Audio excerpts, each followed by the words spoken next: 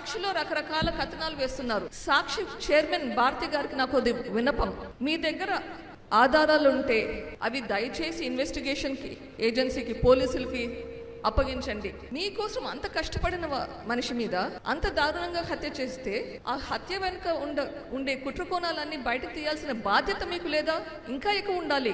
ఆయన చనిపోయాక ఒక్కసారైనా ఆయన జయంతికి కానీ ఆయన వర్ధంతికి కానీ ఆయన సమాధుల దగ్గరకు వచ్చారా? అన్నం పెట్టిన చేతిని నరకడమే కాకుండా ఆ నైరాన్ని ఆయన కుటుంబ సభ్యుల మీదకి నెట్టడం, ఆ కుటుంబాన్ని అడుగడుగునా వేధించడం, వారి వ్యక్తిగత మీద బురద చల్లడం మనం చూస్తున్నాం.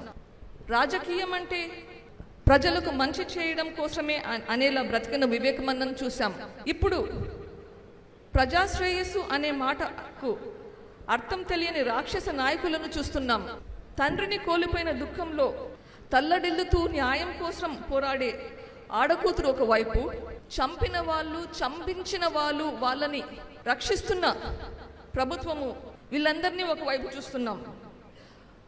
వైఎస్ఆర్సీపీ పునాదులు రక్తంలో మునిగి ఉన్నాయి.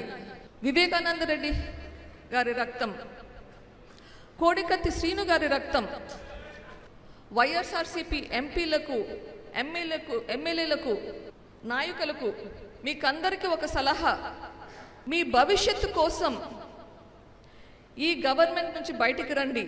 లేకపోతే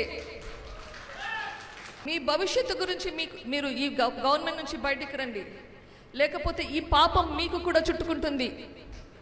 ఆయనతో పాటు మిమ్మల్ని కూడా ఊబిలోకి తీసుకెళ్తాడు. తప్పు మీద మంచి గెలవగలదని చూపిద్దాం. అబద్ధం మీద నిజం గెలవగలదని చూపిద్దాం. అన్యాయం మీద న్యాయం గెలవగలదని నిరూపిద్దాం. Thank you.